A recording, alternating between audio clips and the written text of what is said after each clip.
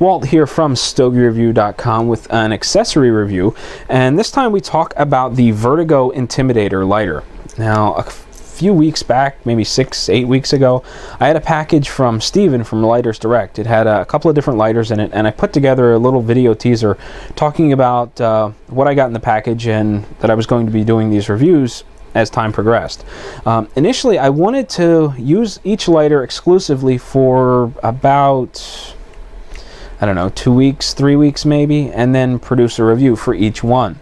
Well, since I did that original video, things kind of got busy around the house, some changes happened, and I just couldn't find the time to sit down and record some reviews. I still did, however, have time to smoke cigars, and I wound up using this lighter an awful lot, much more than I thought I would. And, you know, with all of this experience with the lighter, I thought now would be the perfect time to sit down, light up a cigar, and talk about the Vertigo Intimidator. So, what is Vertigo? Vertigo, from what I understand, is a company derived from Lotus. Now, Lotus makes these fancy schmancy high-end lighters that carry a rather steep price tag. They're not quite as expensive as ST DuPont lighters. However, Lotus has I don't know, I guess a prestige about its name, and they weren't appealing to all the markets. You know, you've got people like myself that don't really want to spend $100 on a lighter. That's just too much money. So they introduced the Vertigo line of products. I think the high end of the Vertigo line is something like $25–30. This lighter is like $27.99. And they go down from there. And I think there are maybe 4, 5, or 6 options at this point.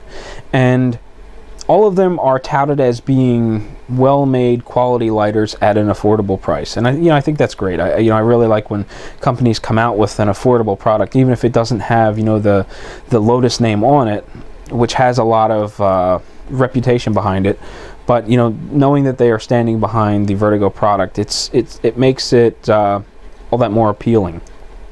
So let's talk about the Vertigo Intimidator. Well, this is a fairly large lighter. I don't know that I'd want to be carrying this around in my pocket with me, but it's not too big so that you wouldn't be able to stick it in a jacket pocket if you were going out, to a barbecue or something like that, or hanging out outside with a bunch of buddies.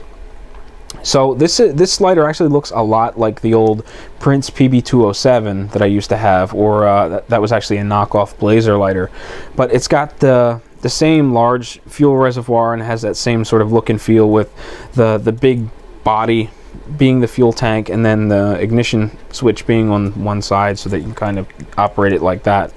This has a head that rotates so far like 22.5 degrees or something. I guess that's closer to 45, but it's got a chain and a cap over top of the head of the lighter itself.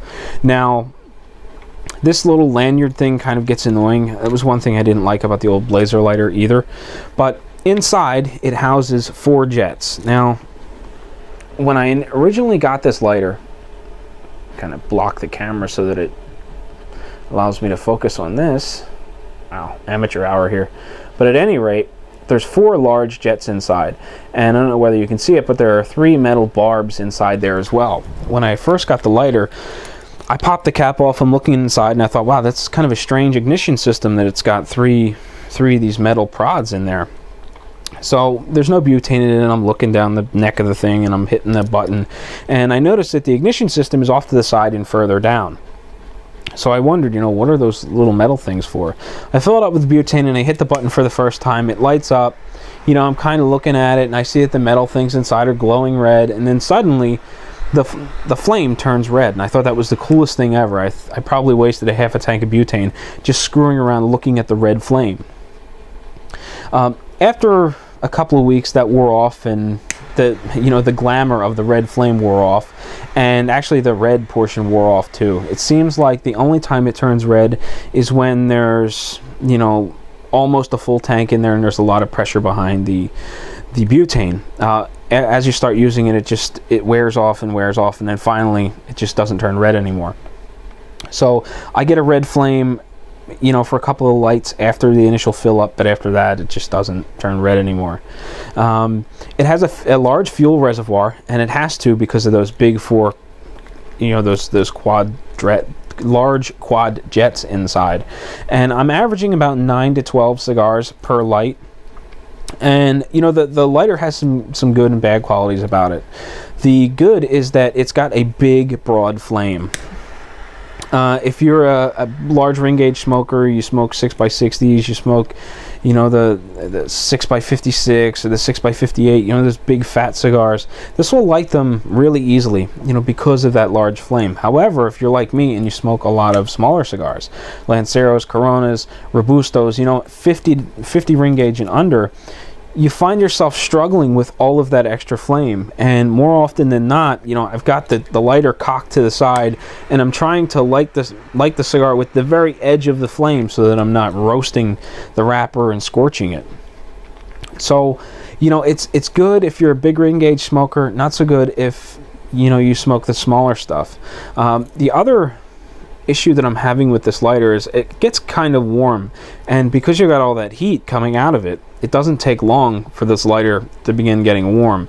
The body never gets hot. However, you know, when you go to slip this little lanyard cap over top of it, a lot of times you'll hit the metal, and you know, if you're sitting there toasting and toasting and toasting, this thing can get kind of hot, and when you go to put that cap on, you'll get a little surprise when your fingers touch it. The reliability has been great. I haven't had any issues with the lighter dying, sputtering, acting funny. I do not purge my lighters. I never purge my lighters because years ago when I used to purge lighters, I used to have nothing but problems with them afterwards. So I haven't purged a lighter in years. Have no intention of purging lighters between fill-ups, and I didn't purge this lighter between fill-ups, and it's been working beautifully. In my mind, if I purge it before I fill it, it won't work right anymore. And if for whatever reason there was an issue where it stopped working, I'm going to blame it on the purging. The last notable thing about this lighter is that it doesn't have one feature that I've come to really appreciate. And a lot of the more popular lighters are the newer lighters, such as Zykar's various lighters. They all have an oversized fuel adjustment knob on the bottom of them. I don't know who introduced this to the market. I don't know who the innovator was, but the first time I ever experienced it was on a Zykar lighter, and I fell in love with it. It's one of those options that I think every new lighter should come standard with. No more grabbing a tool and screwing around with the valve on the bottom when you can just turn the base. So when I grabbed this lighter and I felt the textured base, I got all excited. Okay, it's got this giant fuel adjustment knob that's fantastic. Well, it's fake. You know, there's nothing there. It's kind of textured, but it doesn't do anything. The fuel adjustment is underneath, and you need a tool to adjust it. And it kind of bums me out because I don't often have a screwdriver on me. So if I go out or something, you know, I'm trying to do it with a fingernail, or I'm grabbing a knife out of my pocket, jamming something in there to try to turn it, you know, try to use car keys and house keys with no avail. This one's kind of large, so you can pick up a miscellaneous item and use it to adjust the fuel. On a lot of the smaller lighters, they're kind of small, and you really need a small screwdriver to do it, or some sort of tool. There's a butane tool out there. What is it? The butane screw thing or something like that. It works pretty well. I have one somewhere. But, you know, for $27, if you smoke larger format cigars, this is a great buy. It's worked without issue for me, and I'm really happy with its performance. If you smoke a lot of smaller stuff, this may be too big. You know, the flame is just too broad, and it becomes an issue when lighting. So $27 is definitely worth it. If you're interested in picking one up, head on over to lightersdirect.com. Steven has, I believe, 3 different finishes available. There's this is black and gunmetal. There's I think there's an all silver one, and there may even be a colored one as well. So head on over, spend $27, get yourself one, and you know, eye up that red flame for as long as it lasts, because it won't last long.